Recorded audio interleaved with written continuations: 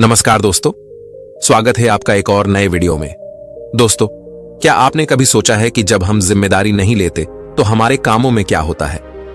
अक्सर हम अपनी क्षमताओं को कमजोर समझकर या डर और संदेह के चलते किसी चीज को करने से पीछे हट जाते हैं, बिना उसे आजमाने का मौका देने का। लेकिन क्या हम ये सोचते हैं कि ऐसे मौके पर हम कितना बड़ा मौका खो देते हैं? इस वीडियो में हम देखेंगे कि जब हम जिम्मेदारी से मुकरते हैं तो हम स्वयं को अपने पूरे पोटेंशियल को पहचानने और प्राप्त करने का मौका बर्बाद करते हैं। जिम्मेदारी लेने के बजाय हम अपने कामों को अधूरा छोड़कर स्वयं को नकारने से बचते हैं और इससे हमारे जीवन में निरंतर संकोच और आत्मसंकट की भावना बनी रहती है। यह वीडियो आपको यह सिखाएगा कि जब हम खुद पर और अपनी क्षमताओं पर विश्वास करते हैं तो हम किसी भी चुनौती का सामना कर सकते हैं और कैसे हमारे कामों में चमत्कार हो सकता है। तो चलिए बिना किसी देरी के कहानी शुरू करते हैं। एक छोटा सा गांव था। उस गांव में एक व्यक्ति रहा करता था। उस व्यक्ति को भी यही तकलीफ थी। वह हमेशा खुद की क्षमताओं पर शक किया करता था। वह हमेशा दुविधा में रहता था। जो काम वह करता था वो काम उसे बिल्कुल भी पसंद नहीं था। वह तो उस काम को केवल मजबूरी में किया करता था ताकि उसका घर परिवार आसानी से चल सके, उन्हें 2 वक्त की रोटी मिल सके, उनका पेट भर सके। और वह हमेशा सपनों में ही खोया रहता कि किसी न किसी दिन उसे बहुत सारा धन मिल जाएगा और वह उस नगर का सबसे अमीर आदमी बन जाएगा। उसके पास वह सब कुछ होगा जो एक धनी व्यक्ति के पास होता है। सारी सुख सुविधाएं होंगी। उसके पास किसी चीज की कोई कमी ना होगी। मन में यही ख्याल लिए वह हमेशा अपने भगवान की पूजा किया करता। वह हमेशा यही सोचा करता कि मेरे ईश्वर के आशीर्वाद से उसके जीवन में चमत्कार घटेगा और वह बहुत धनी व्यक्ति बन जाएगा। इसीलिए वह दिन रात सुबह शाम केवल अपने इष्ट की पूजा करता, उनकी भक्ति में खोया रहता। और जब भी कोई उसे किसी कार्य के लिए कहता तो वह यही कहता, जो होगा वही करेंगे, मैं भला कौन हूं, करने वाले तो सब वही है। लेकिन वास्तविकता में उसके मन के भीतर एक दुविधा थी। कुछ भी करने के लिए वह हमेशा दुविधा में फंसा रहता था। वह कभी किसी निर्णय पर पहुंच ही नहीं पाता था और जब भी वह किसी कार्य को पूर्ण नहीं कर पाता था तब भी उसके पास तरह तरह के बहाने हुआ करते थे, जैसे मैंने तो बहुत कोशिश की किंतु यह कार्य पूर्ण हो ही नहीं सकता, यह कार्य करना तो असंभव है, यह कार्य बहुत कठिन है। इस तरह की उसके पास कई तरह के बहाने थे जिससे वह खुद को समझा दिया करता। उसकी पत्नी और उसके घर वाले उसे ताना मारा करते, उसे तरह तरह की बातें सुनाया करते, लेकिन वह व्यक्ति कुछ करने का नाम ही नहीं लेता था। एक दिन उसकी पत्नी उस व्यक्ति से कहती है, अरे तुम कुछ करते क्यों नहीं? आखिर हमारा परिवार ऐसे कब तक चलेगा? तुम जो मजदूरी करके पैसे लाते हो उसमें घर का खर्च नहीं चल पाता। आखिर तुम कुछ और काम क्यों नहीं करते? इस पर वह व्यक्ति कहता है, जैसे मालिक की इच्छा वह जैसा रखना चाहेंगे हमें वैसे ही रहना होगा। मैं चाहे कितना भी प्रयास क्यों ना कर लूं, लेकिन मैं उससे अधिक धन नहीं कमा सकता जब तक कि मेरे मालिक ना चाहे। एक दिन उसका बच्चा बहुत बीमार पड़ गया और उसे अच्छे इलाज की आवश्यकता थी, लेकिन उस व्यक्ति के पास धन नहीं था। तभी उसकी पत्नी रोते हुए उस व्यक्ति के पास आई और कहने लगी, अरे जाइए ना, कुछ पैसों का बंदोबस्त कीजिए ना, हमारा बच्चा यूं ही मर जाएगा। इस पर व्यक्ति कहता है, अरे पगली, तू चिंता क्यों करती है? इससे कुछ नहीं होगा। मेरे ईश्वर मेरे साथ है और वह इसे बचा ही लेंगे, वह ऐसा कुछ नहीं होने देंगे। आखिर मैं उनकी इतनी पूजा करता हूं, दिन रात उनकी आराधना करता हूं, उनकी भक्ति करता हूं, इसलिए हमारे बच्चे को कुछ नहीं होगा, तू चिंता मत कर। अपने पति की यह बात सुनकर उस व्यक्ति की पत्नी घर से बाहर निकली और उसने हर जगह हाथ पैर मारे, हर जगह लोगों से बात की, लोगों से धन मांगा, लोगों से मदद मांगी, लेकिन किसी ने उसकी मदद नहीं की। उसे कहीं से भी धन नहीं मिला और थक हार कर वह घर वापस आ गई।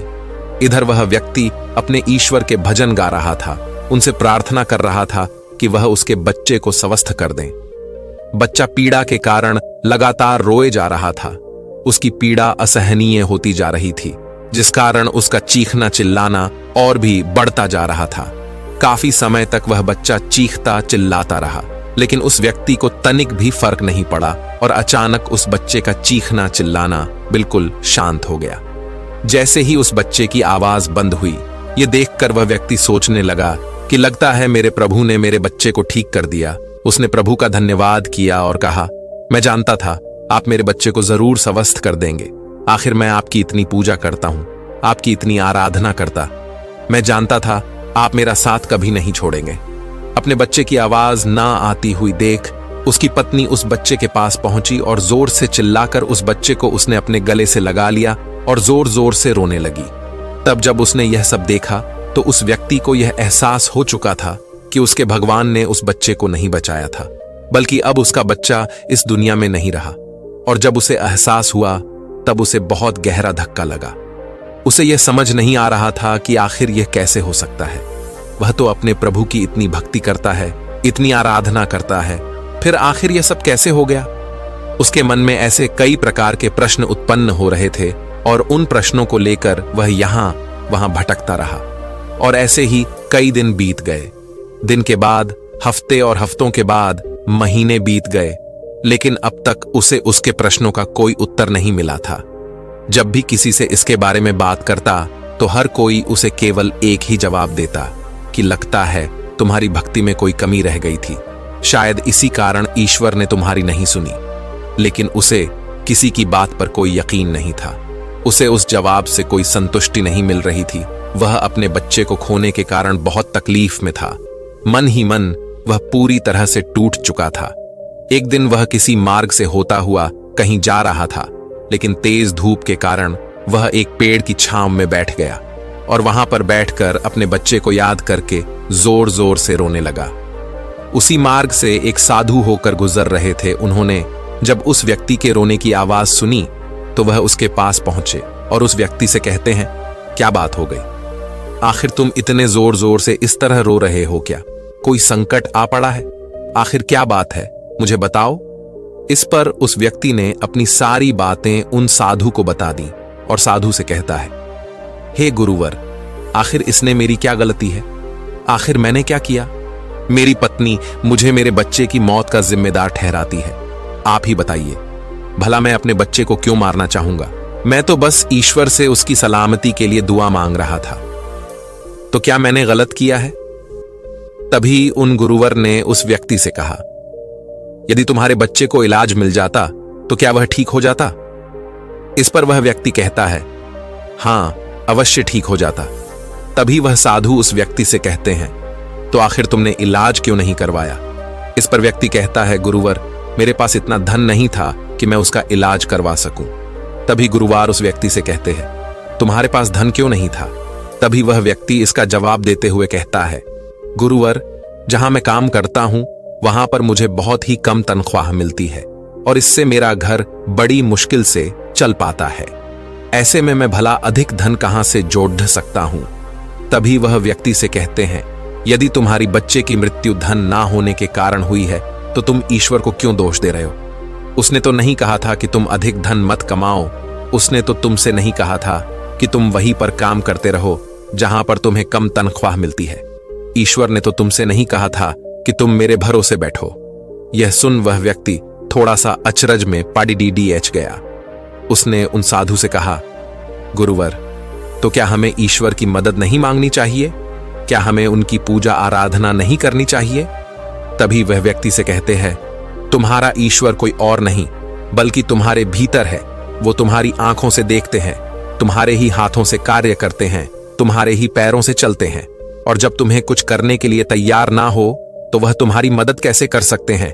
तुमने ही अपने ईश्वर को हाथ पर हाथ धरे रखने के लिए मजबूर कर दिया है। तभी वह व्यक्ति उनसे कहता है, ठीक है, आपकी बातें बड़ी कड़वी लग रही हैं, लेकिन जो कुछ भी आप कह रहे हैं वह सब सत्य है। कहीं ना कहीं मैं अंदर से जानता था कि मैं ही अपने बच्चे की मौत का जिम्मेदार हूं। यदि मैंने थोड़ा और धन जुटा लिया होता, यदि मैंने थोड़ी सी मेहनत की होती, लोगों से मदद मांगी होती, तो अवश्य ही आज मेरा बच्चा जिंदा होता, मेरे साथ होता। इतना कहकर व्यक्ति जोर जोर से रोने लगा। कुछ देर रोने के बाद फिर से शांत होकर गुरु से कहता है गुरुवर, जब भी मैं कोई कार्य करने जाता हूं तो मेरे पास इतने साधन नहीं होते थे, ना ही धन होता था, ना ही किसी का सहयोग मिलता था, और जब भी मैं कोई कार्य करने जाता तो मेरे मन में एक शंका होती, एक संकोच होता कि क्या मैं इस कार्य को कर सकूंगा या नहीं। तभी वह साधु उस व्यक्ति को एक पेड़ की तरफ इशारा करके कहते हैं, क्या तुम पेड़ पर चढ़ना जानते हो? व्यक्ति कहता है, नहीं गुरुवर, मैं आज तक कभी भी पेड़ पर नहीं चढ़ा और ना ही मैं पेड़ पर चढ़ना जानता हूं, किंतु आप मुझसे यह क्यों पूछ रहे हैं? इस पर वह साधु कहते हैं, अभी बताता हूं। उन्होंने पास में बैठे हुए एक कुत्ते को एक पत्थर मारकर क्रोध दिलाया और वह तुरंत ही पास वाले पेड़ पर चढ़कर बैठ गए। और अब उस कुत्ते के सामने वह व्यक्ति था। उस कुत्ते ने क्रोधित होकर उस व्यक्ति को दौड़ाया। उस व्यक्ति को कुछ समझ नहीं आ रहा था, वह बस तेजी से भागता जा रहा था।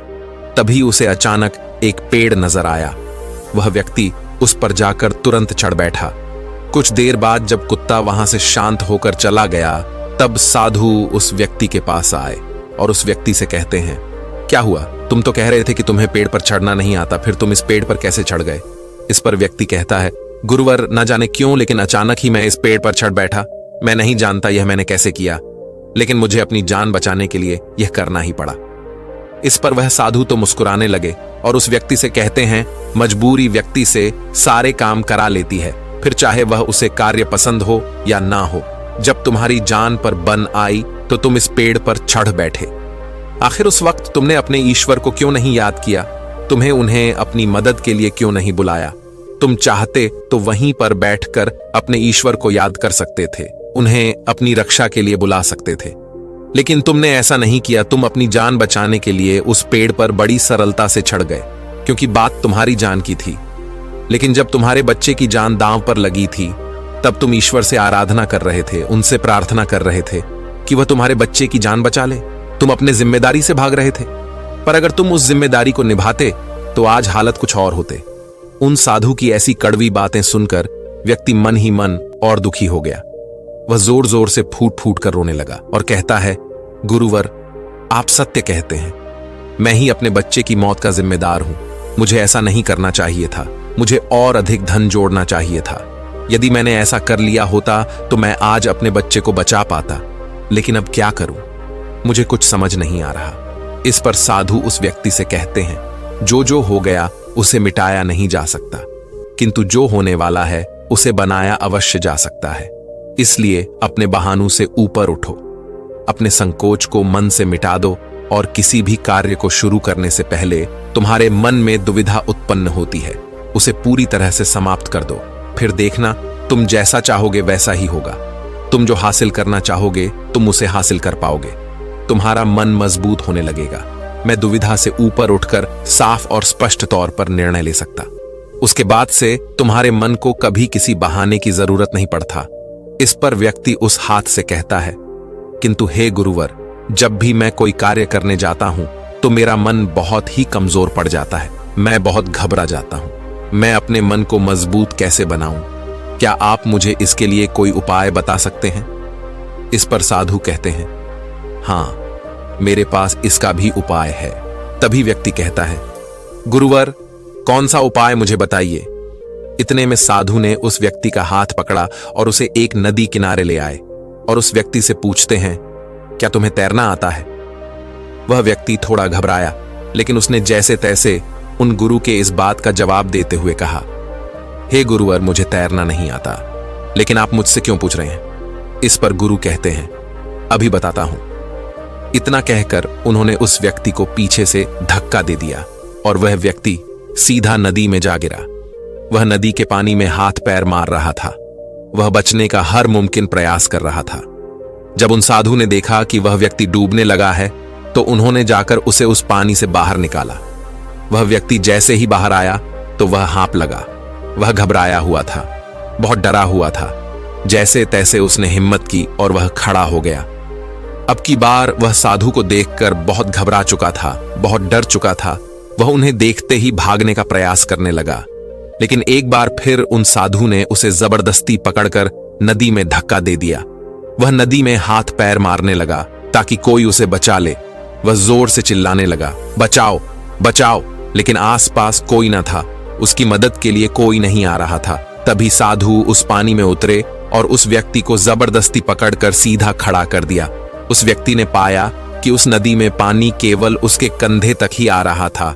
इस पर वह साधु उस व्यक्ति से कहते हैं, अब तुम मुझे यह बताओ कि आखिर तुम इतने कम गहरे पानी में किस तरह से डूबकर मर सकते हो? यदि तुम चाहते तो सीधे खड़े होकर इस परिस्थिति का सामना कर सकते थे, और तुम्हें यह भी एहसास हो जाता कि इस नदी में पानी केवल तुम्हारे कंधे तक ही है और तुम्हें इस तरह से इतनी मेहनत करने की कोई आवश्यकता ना पड़ती, ना तुम घबराते और ना ही इस परिस्थिति से भागने का प्रयास करते।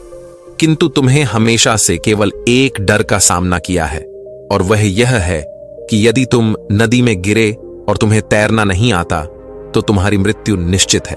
और यही कारण है कि तुम सही स्थिति का पता नहीं लगा पा रहे थे।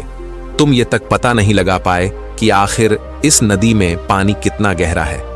एक बार फिर साधु उस व्यक्ति को नदी से बाहर लाए और थोड़ी देर इंतजार करने के बाद उन्होंने एक बार फिर उस व्यक्ति को उस नदी में धक्का दे दिया। अब की बार उस व्यक्ति को उस स्थिति का पता चल चुका था। वह यह जानता था कि अब जैसे ही वह अपने आप को स्थिर कर लेगा, जैसे ही अपने आप को अपने पैरों पर खड़ा कर लेगा, यह पानी केवल उसके कंधों तक ही आएगा। और उसने बिल्कुल ऐसा ही किया। वह सीधा खड़ा हो गया।